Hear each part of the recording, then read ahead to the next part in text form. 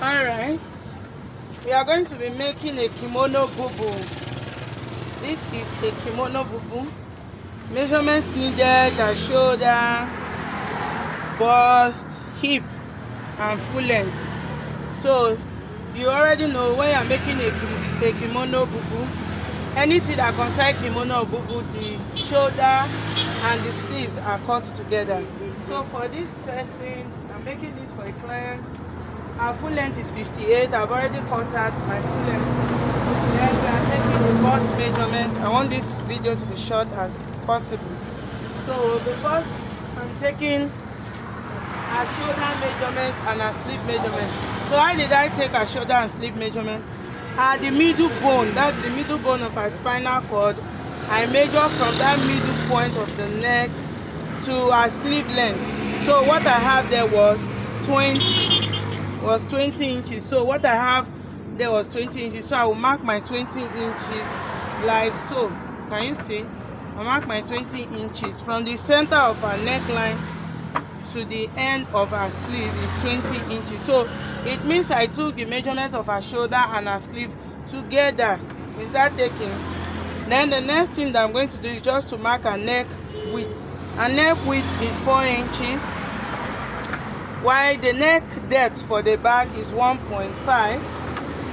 So I'll curve it by ½ inch like so, while the neck depth for the front is 7 inches, but I'm going to make it 7.5 because I'm going to be using ½ inch to join the shoulder. The next thing I'm going to do is to take a slanted line to create that V shape.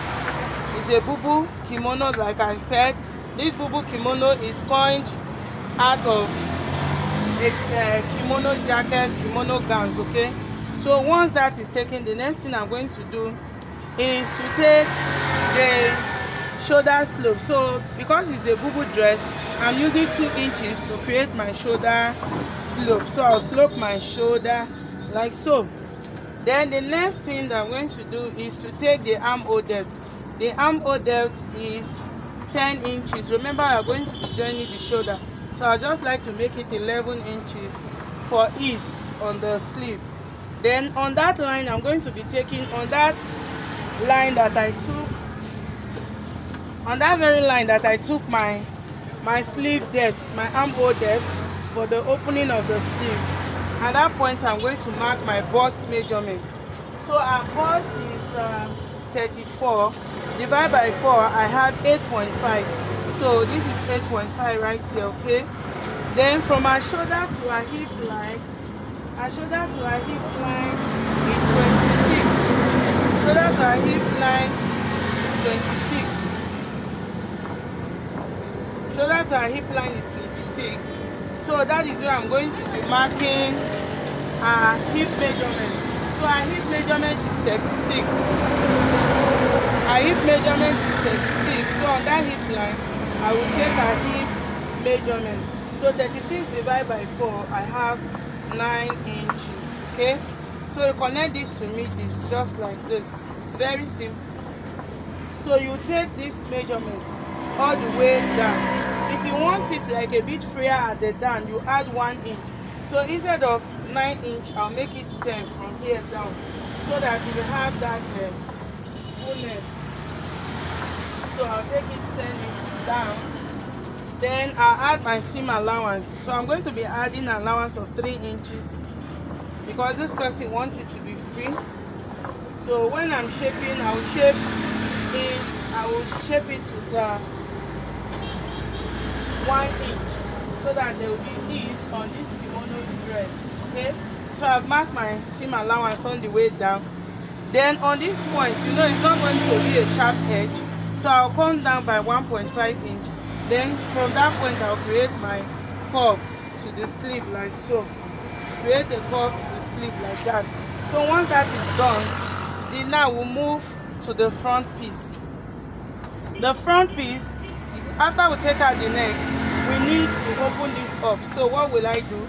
I'm going to take 1 inch from this point down, 1 inch, because I'm going to be adding 2 inches band round this dress, round this dress.